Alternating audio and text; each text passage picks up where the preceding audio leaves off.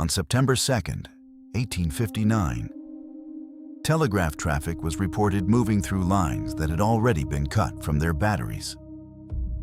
At Pylos, administrative tablets suggest routine control continued almost to the point of destruction. Around 74,000 years ago, the human population may have narrowed to only a few thousand breeding individuals. The dates do not align. The causes do not align. The break in continuity does. This file does not track catastrophe in the abstract. It tracks continuity at the point where continuity begins to fail. In each case, a functioning system remains visible close to the break. Signals still move. Records are still updated. Trade still appears recoverable. Population structure in some form still holds. Then the archive changes faster than the explanation. The official cause is often clear in outline. A solar storm, a drought phase, a volcanic event, a pandemic, an impact layer under dispute. That is not the central difficulty in this record.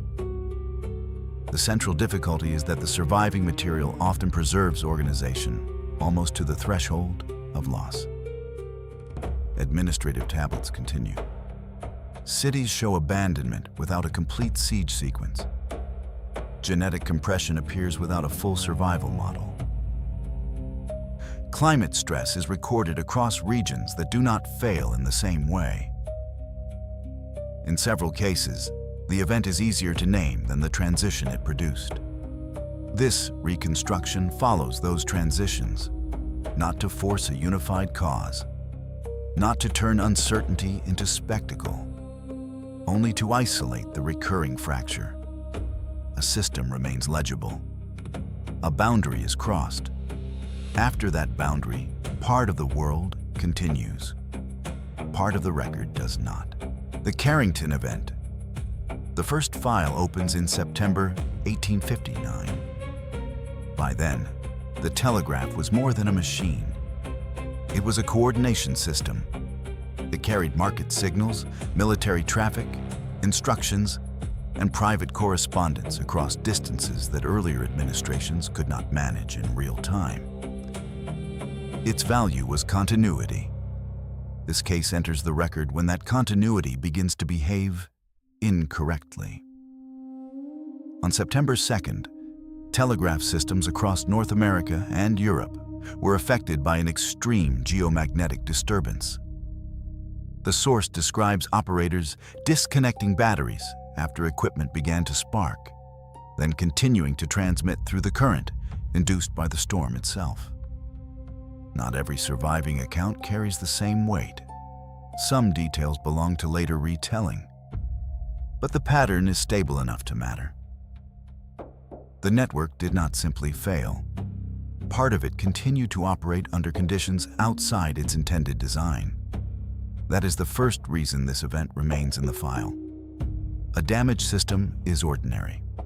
A system that remains partially functional after the logic of its own power source has broken is not ordinary. The anomaly is signal persistence inside failure. The record then shifts backward by roughly 35 hours. British astronomer Richard Carrington is described as observing an unusually intense burst of white light from a sunspot cluster over Surrey.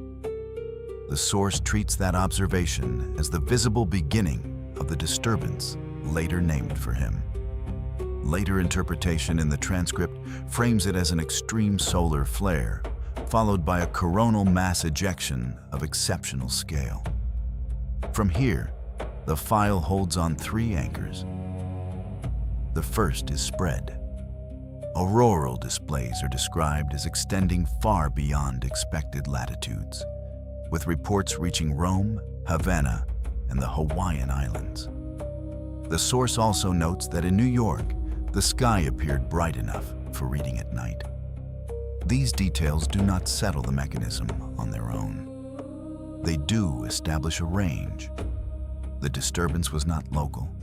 It crossed the atmosphere at a scale large enough to be recorded by observers with no shared instrument network. The second anchor is instrument instability. The transcript describes severe magnetic variation, unreliable compass readings, and widespread telegraph disruption. Some lines were reported to ignite. Some apparatus, after separation from battery power, reportedly continued to transmit through induced current alone. Again, the individual reports are less useful than the structural picture. The same event appears at once in sky observation, magnetic measurement, navigation difficulty, and communications infrastructure. The third anchor is timing. The source presents an estimated Earth transit of 17 hours and 55 minutes. It contrasts that estimate with a more typical travel window of 3 to 4 days. Then cites later analysis treating the Carrington event as unusually fast, even among severe geomagnetic disturbances. This is where the case stops behaving like a closed historical episode. A powerful solar event explains the broad class of effects. It explains electrical interference. It explains auroral expansion. It explains why a large communications grid would become unstable under intense magnetic loading. What it doesn't fully settle is whether the reported timing can be absorbed without residue. That point requires precision. It does not prove an unknown force. It doesn't prove that standard solar physics is wrong. It marks the place where the record and the later model do not sit together cleanly. The source extends the case one step further.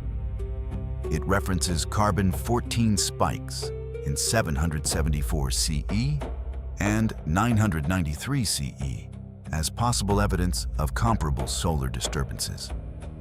That comparison remains interpretive. It should stay there. Possible recurrence is not the same thing as an established cycle. Still, recurrence is the residue this file leaves behind. In 1859, a communications network experienced failure and continued to carry a signal inside that failure. The scale was recorded. The mechanism was broadly named. The timing remained under pressure. And beneath all of it, the archive preserved one point with unusual clarity. The line not only breaks. For a brief interval, it kept working. The Bronze Age collapse. The second file moves backward 3 millennia. The mechanism changes. The archival problem does not. In the previous case, a network remained active during failure. Here, political and trade systems appear to remain legible almost until destruction, then thin out across a wide geography with unusual speed. The source places the break between roughly 1200 and 1150 BCE. Within that span, major Bronze Age centers across the Aegean and the Levant are described as collapsing within a narrow historical window. The transcript names Mycenaean Greece, the Hittite sphere, Cyprus, Syria, and the Levantine coast as part of the same wave of damage. That scale is the first anchor. The second is a condition at the threshold. At Pylos, linear B tablets are presented as recording routine administrative business, almost to the moment of destruction. The value of that detail is narrow. It suggests that the system still recognized itself as functional. No prolonged emergency sequence appears in the surviving record assembled in the source. No visible transition bridges ordinary control and final loss. A similar pressure point appears at Hattusa. The source describes the Hittite capital as evacuated and burned without clear evidence of a conventional siege sequence. That does not remove violence from the case. It does mark another discontinuity between expected collapse behavior and recorded aftermath. The same pattern extends across distance. The transcript cites later scholarship describing more than 40 major sites burned or abandoned within this period. It also stresses comparable destruction signatures across locations separated by more than 1,000 miles. Intense fires, hasty abandonment, trade breakdown, administrative silence after the break. This is where the standard explanation enters. The source identifies the Sea Peoples as the mainstream answer. Egyptian records, especially under Ramesses III, are presented as describing maritime raiders arriving from the islands and striking settled powers across the eastern Mediterranean.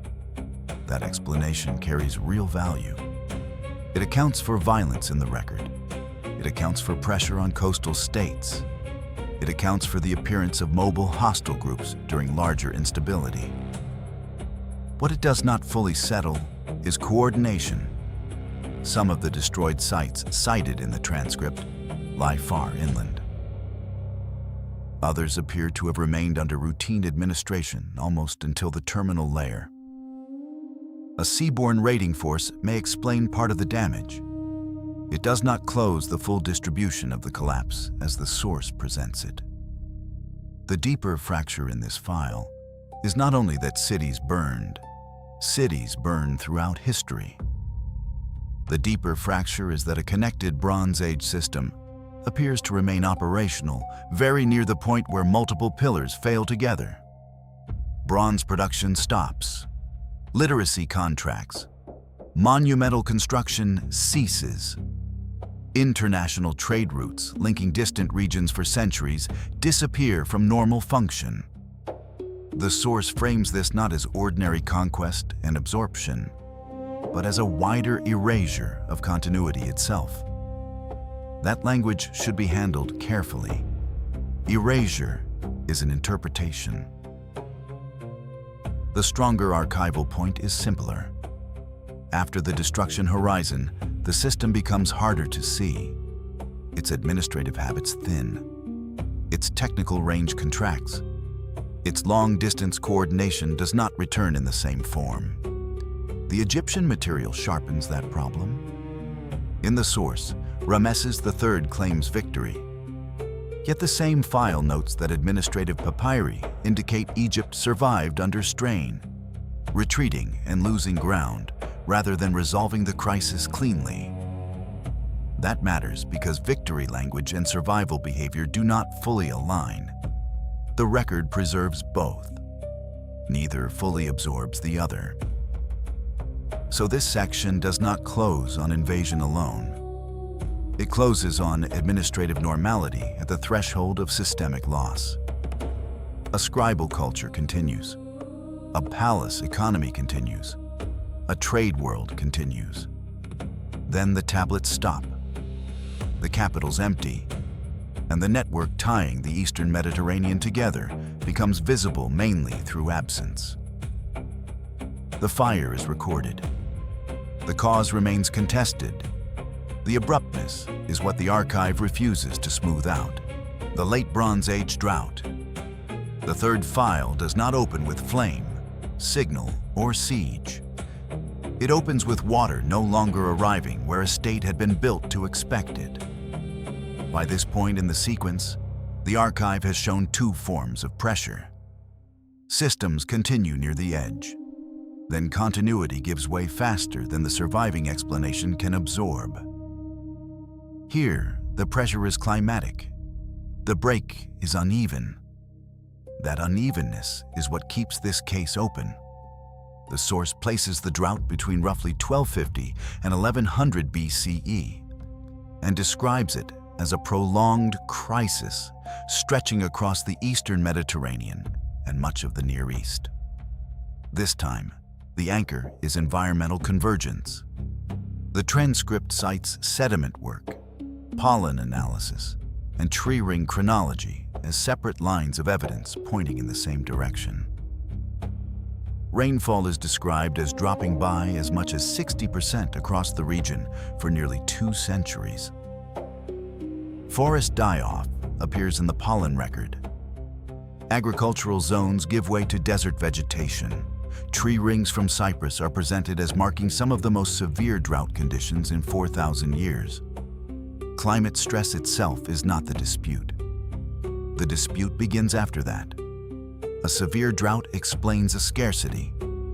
It explains failed harvests. It explains migration pressure and political weakness. What it does not explain is distribution. Some systems fail outright. Others bend and survive. The record preserves both outcomes inside the same wider event. Hattusa sits near the center of that problem. The source describes the Hittite capital as systematically abandoned around 1200 BCE. Excavation, as summarized in the transcript, is said to show no clear signs of conquest. Buildings were left empty. Household goods remained in place. The effect is not of a city consumed in battle, but of a center losing the conditions required to remain a center. Ugarit sharpens the file further. The transcript describes final palace records containing pleas for grain shipments that never arrived. That is one of the most useful details in this section. It is not dramatic in itself. It is administrative. It shows that the crisis had entered the supply logic of the state. Requests are still being made. The record still assumes response. Then response fails. The mainstream explanation in the source is environmental determinism. A prolonged drought made agriculture impossible across regions that had supported complex political systems for centuries. Unable to feed urban populations, centralized states broke apart, cities were abandoned, and surviving groups moved toward water and arable land. The same passage also notes overlap with the Sea People's horizon, suggesting that migration and violence may have compounded the collapse. That explanation carries substantial force. Unlike the previous file, this case does not depend on a narrow timing anomaly. The pressure is broader, slower, material, yet the file does not close there. The source stresses that modern climatological models struggle to explain how such extreme drought conditions could persist for nearly 2 centuries across a large area. It also emphasizes selectivity. Egypt weakened but remained. Mesopotamian cities continued in altered form. The Hittite system disappeared. That is the residue. If drought alone is the answer, resilience should map more cleanly. Instead, the archive records differentiated survival under a common sky. Large powers fall. Smaller systems endure. Some cities empty, others contract. The event is regional. The outcome is selective. This section, therefore, does not end with the drought itself. It ends with a sharper question inside the drought. Why did a climate crisis broad enough to cross 3 continents break organized states completely, while leaving others still legible? The wells failed. The grain failed. The rainfall record holds. But the survival pattern does not settle into a single model. That is where this file remains under pressure. The Justinian Plague. The 4th file shifts from climate pressure to biological collapse. The scale remains civilizational. The mechanism becomes microscopic. That change matters because it alters how the archive records damage. A drought leaves sediment, pollen, and empty storage logic. A plague leaves bodies first, then silence. This section remains in the file because the silence appears too large for a clean reading. The source places the outbreak in 541 and 542 CE, beginning with reports from Egyptian ports and reaching Constantinople with devastating speed. By spring 542, the imperial capital is presented not as a city under siege, but as a city under removal. The transcript cites Procopius describing mortality in Constantinople at 10,000 deaths per day at the peak. John of Ephesus is also cited describing empty settlements along trade routes, with inhabitants dead in place and no one left to bury them. These details must be handled carefully. Ancient mortality figures are rarely exact. Chroniclers magnify scale. Even with that caution, the pattern remains difficult to dismiss. The file relies on convergence. Written testimony, epidemiological estimates, and ancient DNA analysis all point to a pandemic of exceptional reach. The source identifies the pathogen as Yersinia pestis through genetic work. That anchor matters. The event belongs to the plague record, but identification does not resolve consequence. The stronger problem here is not what the pathogen was. It is what followed it. The mainstream explanation, as summarized in the transcript, is conventional. Fleas on black rats moved the bacterium through trade systems linking the Byzantine world to wider exchange routes. Cooler and wetter conditions may have improved the environment for disease vectors. Imperial military movement and logistical traffic increased transmission across connected regions.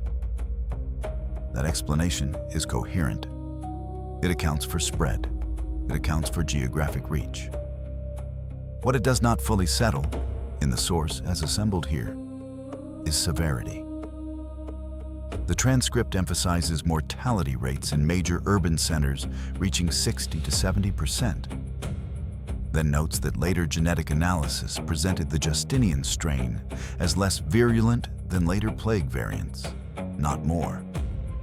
That contrast does not invalidate the plague model.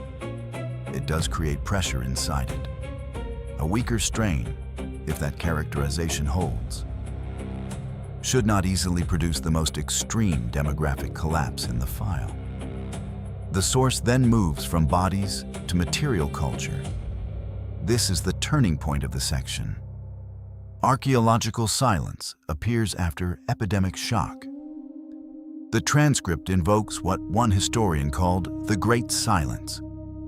Urban centers active for centuries are said to stop abruptly in pottery, coin circulation, and construction.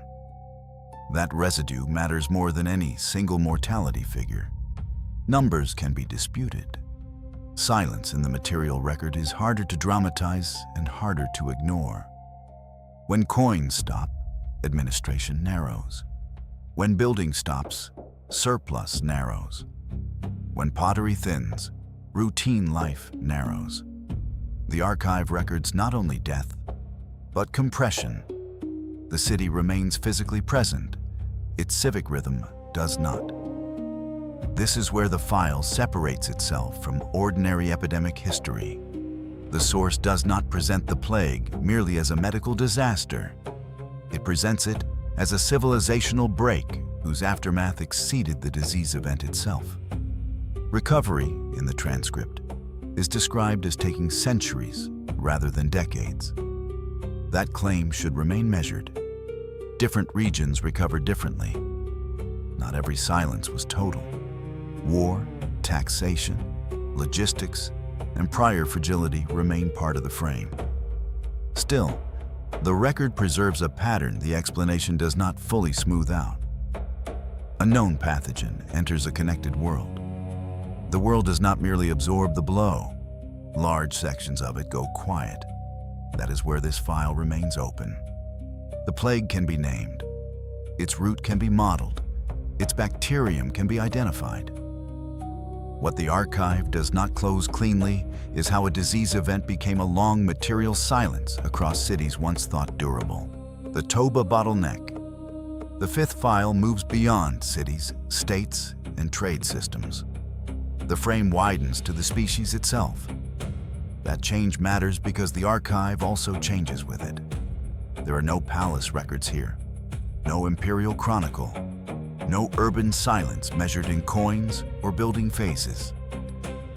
The evidence comes instead from ash, climate reconstruction, and the narrowed genetic range carried by later humans. The source places the eruption around 74,000 years ago at Toba in present-day Sumatra. It describes an event of exceptional scale. Thousands of cubic kilometers of material entered the atmosphere. Pyroclastic flows crossed the surrounding landscape at extreme temperature and speed. The immediate violence is clear enough. What keeps the case open is not the eruption itself. It is the compression that appears after it. The transcript presents the standard framework directly. Toba is treated as a super eruption followed by volcanic winter. Solar radiation was reduced. Global temperatures fell. Ecosystems contracted. Human populations were forced through an extreme bottleneck. The source cites research arguing that the number of breeding individuals may have narrowed to somewhere between 3,000 and 10,000. That range is already enough to alter the file. At that scale, survival ceases to look demographic in the ordinary sense. It becomes structural. A species reduced so severely should not preserve much beyond biological continuity. Yet the source presses a different question. How was cultural continuity preserved strongly enough for later expansion to remain coordinated rather than fragmentary? This is the core anomaly of the section. A collapse in numbers is one thing. A collapse in numbers without full collapse in behavioral coherence is another. The transcript cites later genetic work describing modern humans as carrying unusually low variation relative to the size of the present population. That material supports the bottleneck argument. It does not by itself explain survival practice. The source then narrows toward southern Africa. Excavations at Pinnacle Point are presented as evidence that some human groups had already developed sophisticated coastal adaptations before the eruption.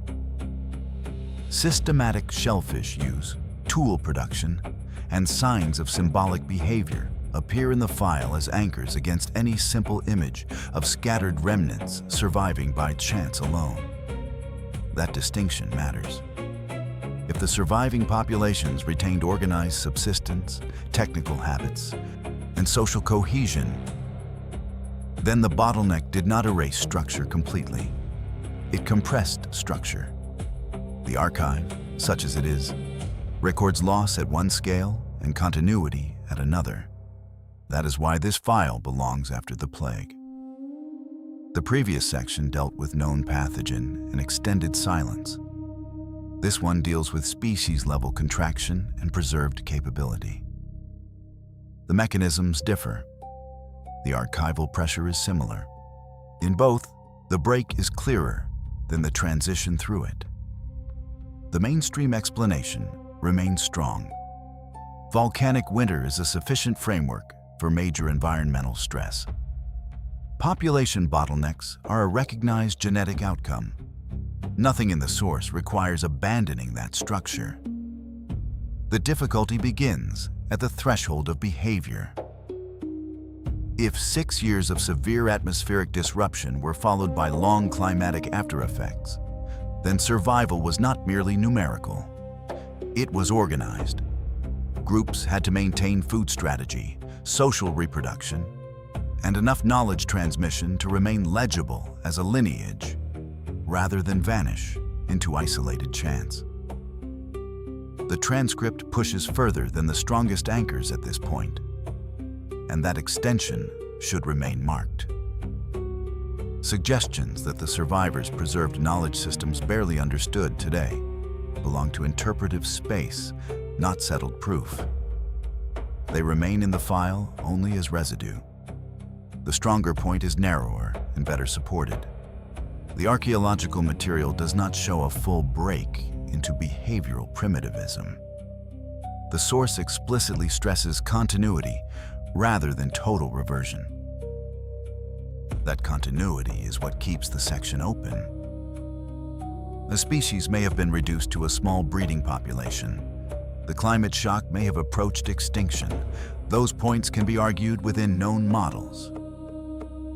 What the archive does not resolve cleanly is how a population compressed so severely remained capable of rebuilding without a visible collapse in the underlying logic of social life.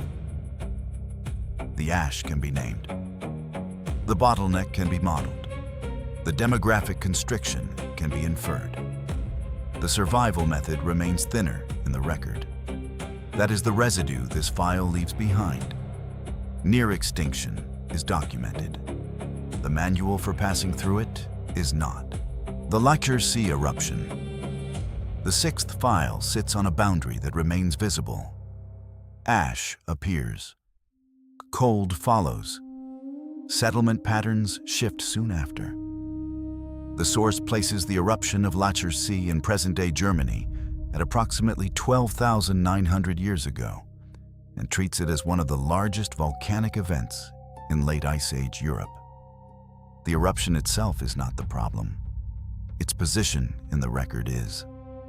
It stands too close to the onset of the Younger Dryas to disappear into background chronology. It does not stand cleanly enough to close the transition by itself. That is why the file remains open. The immediate effects are not in dispute.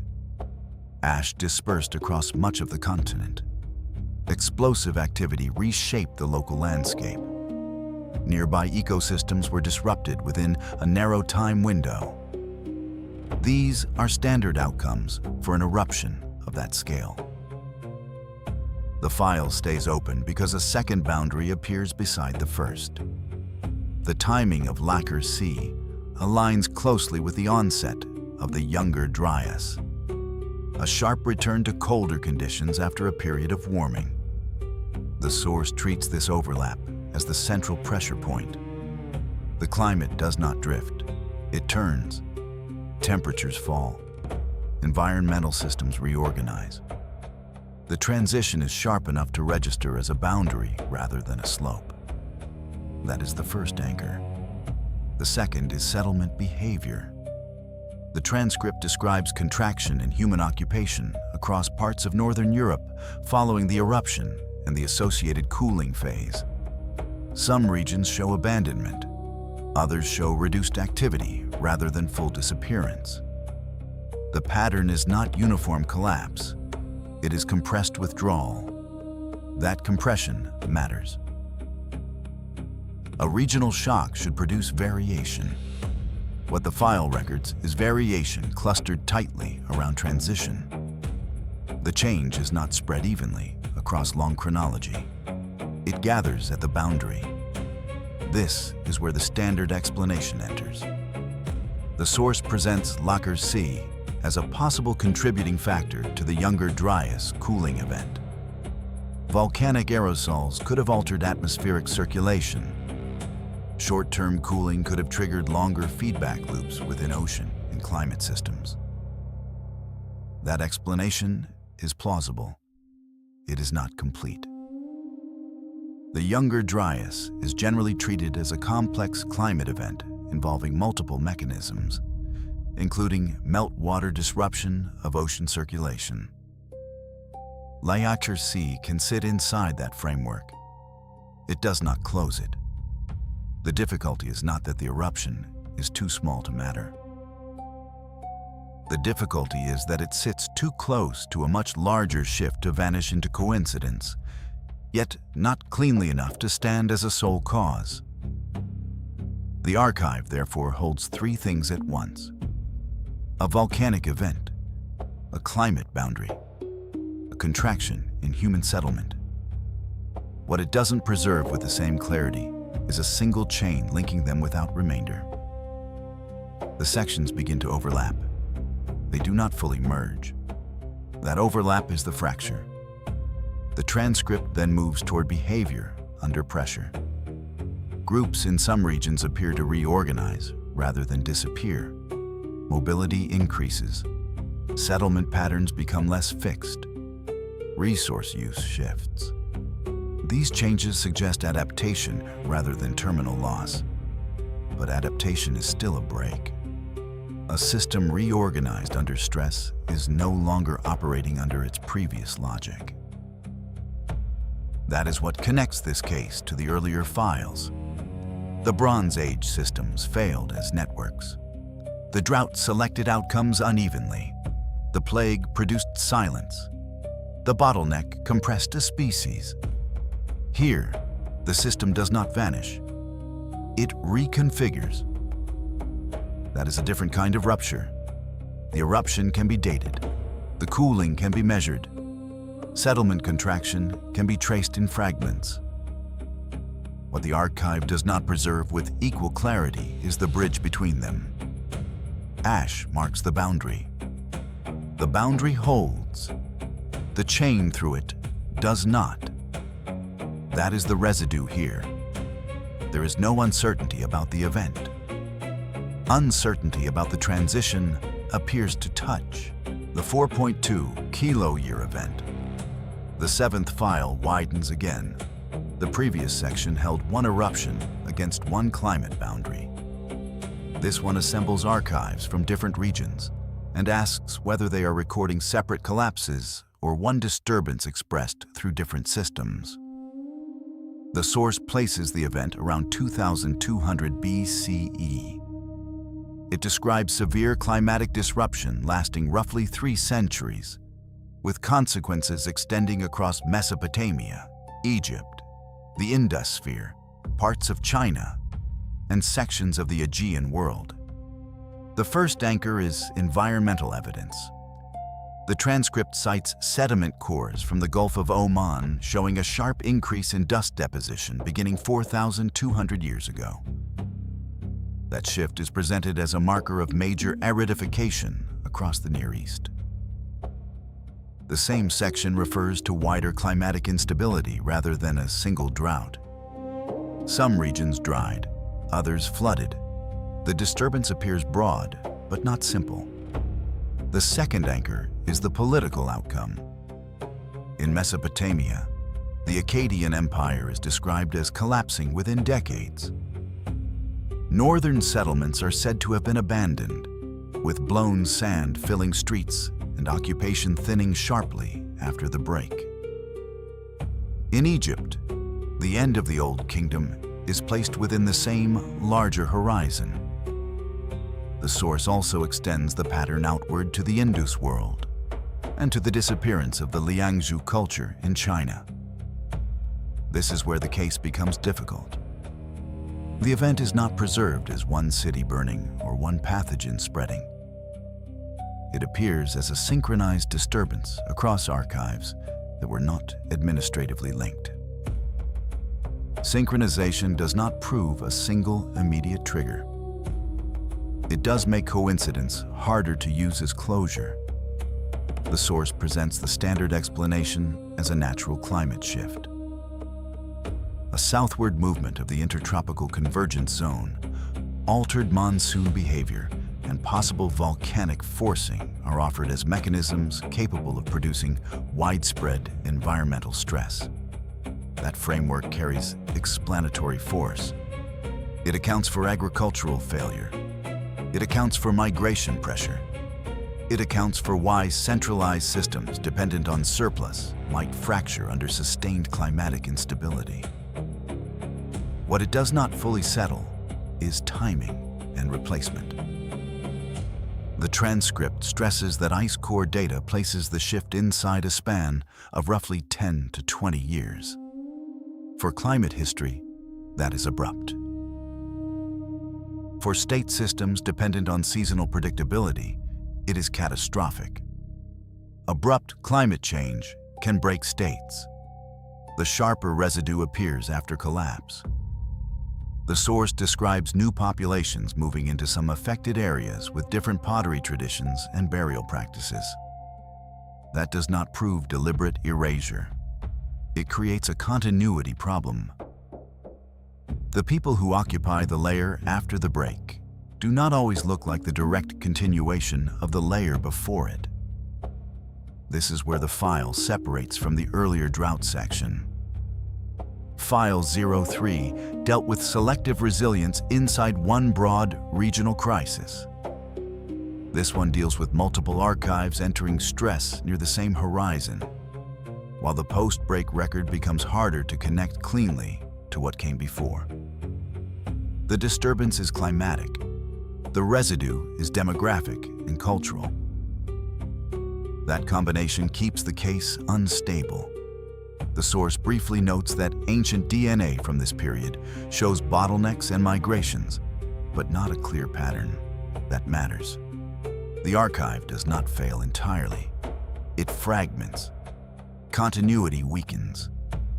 This file, therefore, does not close on Drought alone. It closes on replacement without full explanatory closure. A climatic event can be modeled.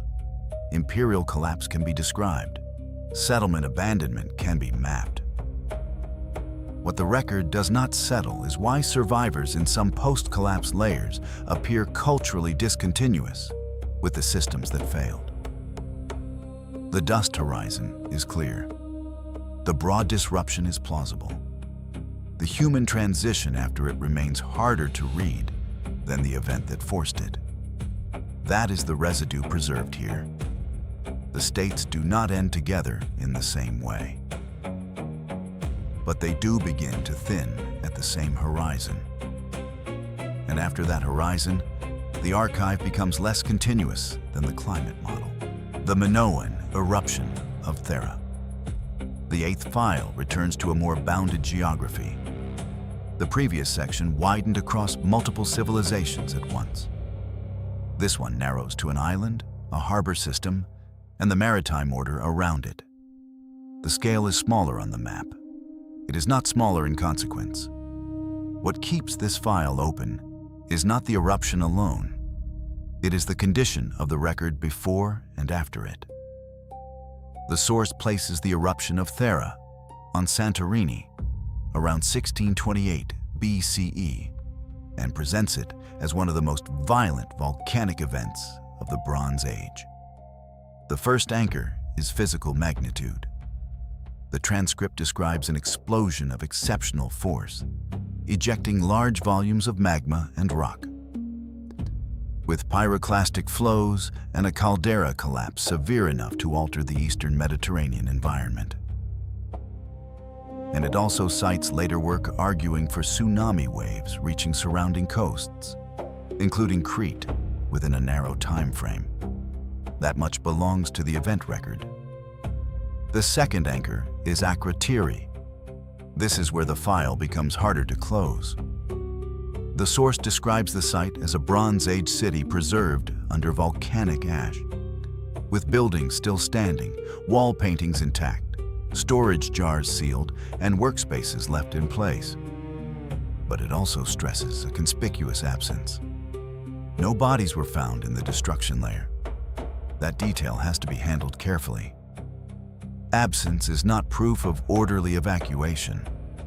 It does, however, mark a chain of custody problem inside the site. A city is preserved. Its final population is not. The source interprets this as evidence that warning signs may have preceded the eruption by days or weeks, giving inhabitants time to leave. That reading is plausible. It explains the missing bodies. It explains why material culture remains in place while the population does not. What it does not settle is what happened after departure. The archive preserves the city at the threshold. It does not preserve a clean human transition beyond it. This is where the maritime question enters. The transcript does not frame Thera as an isolated volcanic disaster. It frames it against the larger Minoan system. Crete, ports, ship movement, trade signatures, and writing practices all sit in the background of the file. The standard explanation presented in the source is measured. Many archaeologists argue that the eruption was devastating, but not by itself the single cause of Minoan collapse. They point to continuation in pottery styles, signs of rebuilding, and evidence that Minoan culture persisted for generations after the eruption.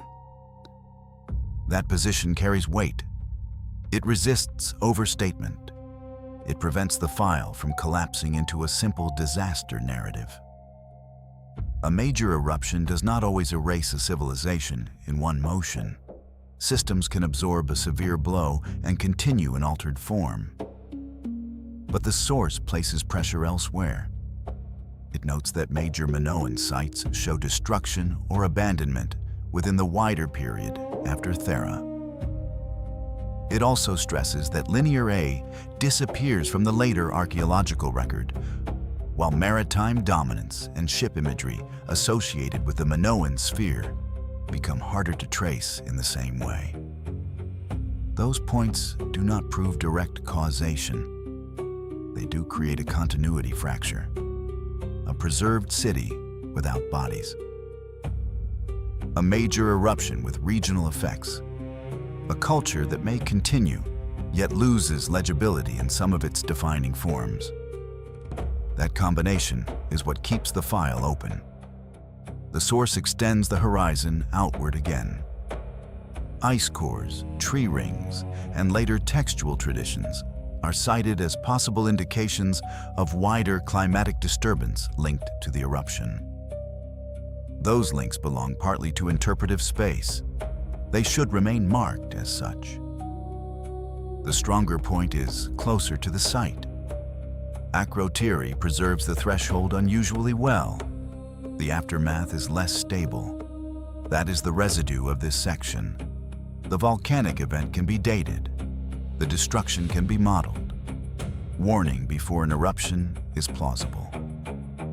But the human chain after departure is not preserved with the same clarity as the city itself. The walls remain. The jars remain. The frescoes remain. The population does not. And beyond that absence, the wider Minoan record becomes less continuous than the architecture buried beneath the ash. The Little Ice Age. The ninth file changes tempo. The previous section turned on a buried city, a missing population, and a threshold preserved in ash. This one is slower. The rupture does not arrive in a single blast or terminal layer. It extends across centuries.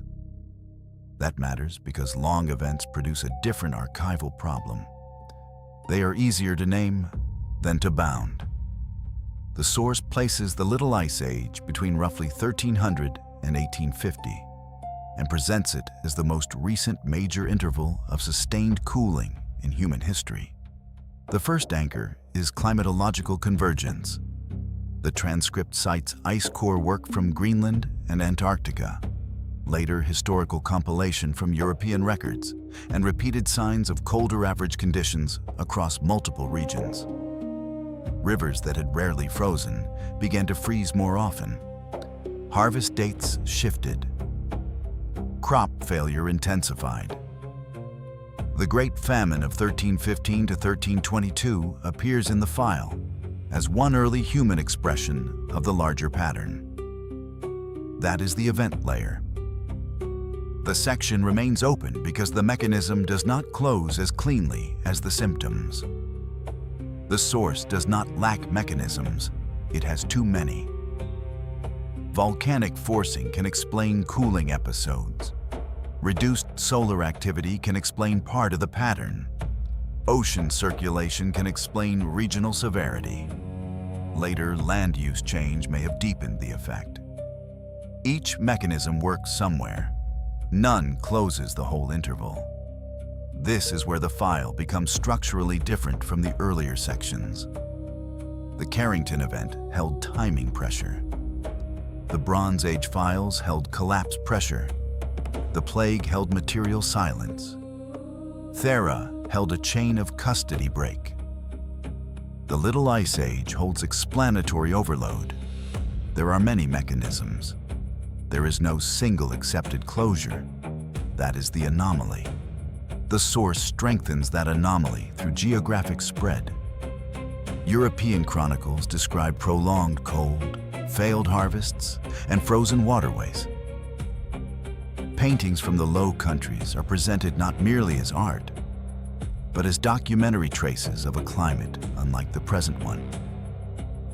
The transcript then extends the pattern beyond Europe, noting cooling signatures in China and in Andean ice core records. The event is not framed as regional weather. It is framed as a broader reorganization with multiple regional expressions. That distinction matters. A regional climate event can be understood through local forcing. A multi-century disturbance appearing across several hemispheric records is harder to collapse into one explanatory line. The source also stresses a second problem. Societies did not respond uniformly. Some areas experienced famine, retreat, and demographic stress. Others adapted through altered planting cycles, trade adjustments, or institutional resilience. The cooling is broad. Its social effects are selective. This section, therefore, echoes the drought file without repeating it. In File 03, one regional stress produced uneven political survival. Here, a much longer climate disturbance produces uneven societal endurance across centuries. The archive records persistence and vulnerability at the same time. That dual record is the residue. The Little Ice Age can be described with confidence as a real interval of sustained cooling. Its human cost can be traced through famine, harvest failure, frozen rivers, and altered seasonal rhythms. What remains less stable is the mechanism that binds the entire interval together. A single cause is insufficient. A list of causes is unsatisfying. The archive preserves effects more clearly than an explanation. That is why this file remains open. The cold is legible. The sequence of hardships is legible. The timing of some sub-periods is legible. What does not settle cleanly is how one system of climate forcing, or several acting together, held enough power to reorganize human life for 5 centuries without producing a single institutional answer that the record now treats as final. The winters can be dated. The failures can be counted. The cause remains distributed. And distribution, in this file, is another form of uncertainty. The Younger Dryas Impact Hypothesis. The 10th file enters disputed ground. That distinction matters at the outset. The previous sections rested on events or conditions widely accepted in broad outline, even when their mechanisms or consequences remained unsettled. This one does not begin from the same level of agreement. The source presents the Younger Dryas impact sequence as a hypothesis built around a boundary layer, abrupt climate reversal, and a cluster of proposed material markers. The first anchor is chronological. The transcript places the event at approximately 12,900 years ago, at the transition into the Younger Dryas. That transition is itself well known as a sharp return to colder conditions after post-glacial warming had already begun. Temperatures fell quickly. Ecological systems reorganized. Megafaunal disappearance and changes in human settlement patterns sit near the same horizon in the source as assembled here. The second anchor is the boundary material. The transcript cites a thin black layer identified at multiple sites and described as containing elevated concentrations of platinum, iridium, and related markers. It also refers to nanodiamonds, presented in the source as possible signatures of extreme pressure associated with impact processes. These details form the core material basis of the hypothesis. They do not settle it. They establish why the case entered the file at all. The standard explanation for the Younger Dryas, as the source acknowledges, remains climatic. Large meltwater inputs into the North Atlantic may have disrupted ocean circulation, weakening heat transport and triggering rapid cooling across much of the Northern Hemisphere. Within that framework, the decline of megafauna can be modeled through ecological stress, human hunting pressure, or some combination of both. The disappearance of Clovis-associated material can be read as a cultural transition rather than annihilation. That is the institutional baseline. The impact hypothesis presses against it in 3 ways. First, It argues that the boundary markers are too concentrated and too unusual for ordinary climatic explanation alone. Second, it ties those markers to a narrow, destructive episode rather than a slower environmental shift. Third, as presented in the transcript, it treats the coincidence of climate reversal, megafaunal loss, and cultural change as too compressed to remain unrelated. This is where the file has to narrow. Compression is not proof. Simultaneity is not proof. A boundary can hold multiple transitions without those transitions sharing one cause. The source moves beyond the strongest anchors when it begins to suggest that the event may have erased evidence of an advanced pre-Holocene civilization. That material is explicitly interpretive. It belongs to the outer edge of the file, not its center. Even so, it reveals the residue that keeps the hypothesis alive. The archive does preserve a difficult horizon. Below it sit Clovis-associated assemblages and megafaunal remains. Above it, those patterns change. The climate also changes. That much is the pressure point. The disagreement concerns mechanism and meaning. The transcript cites later work estimating an immense release of energy if multiple fragments struck ice sheets or associated surfaces across North America. Such a scenario would provide a direct route from cosmic event to atmospheric disruption. It would also explain why the section continues to attract attention beyond conventional paleoclimate debate. But this is also where restraint matters most. A dramatic mechanism is not automatically the correct one. A material marker found at multiple sites is not automatically diagnostic of a single catastrophic explanation. The stronger archival point is smaller. A contested boundary persists because some researchers continue to read the layer as impact residue, while others continue to regard the broader transition as explainable within existing climatic models. The record has not closed. Neither has it consolidated into a consensus. That is why this file belongs at the end. Not because it is the strongest, because it remains the least settled while still attaching itself to a real boundary. A layer exists, a climate reversal exists, a transformation in faunal and human patterns exists. What remains contested is the trigger, not the horizon. The horizon holds. The mechanism does not. And in this file, repeated interpretation has become part of the record itself. Across these files, the archive does not preserve one mechanism. It preserves one recurring condition. A system remains legible close to the point where it stops remaining itself. Signals still move. Tablets still record. Cities still hold administrative shape. Trade still appears recoverable. The population survives in a reduced form. Climate stress enters the record before the collapse has fully declared itself. Then the break arrives. Sometimes it arrives as fire. Sometimes in silence. Sometimes such as ash, famine, plague, cold, or disputed impact. The form changes. The archival behavior does not. That is the deepest pattern in this dossier. Not that civilization suffers a catastrophe. That has never been in doubt. The deeper pattern is that the surviving record often captures continuity more clearly than it captures the passage out of continuity. The threshold is visible. The transition is thin.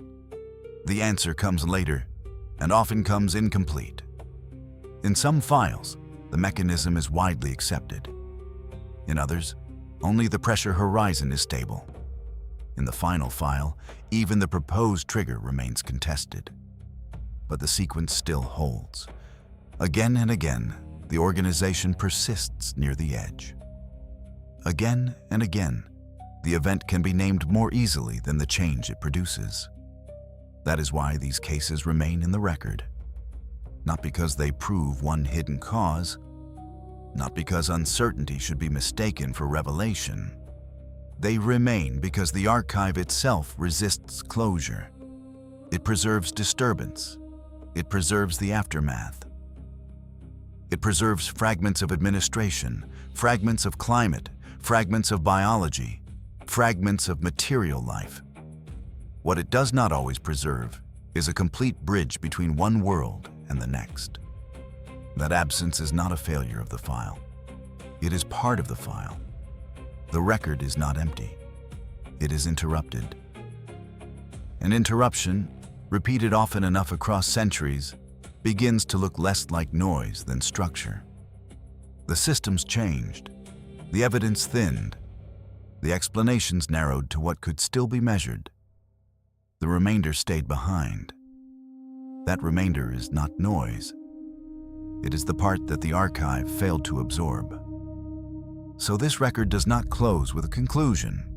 It closes where several of these files began, with a system still visible near the edge, with the break already in progress, with the explanation arriving after it. The anomaly remains legible.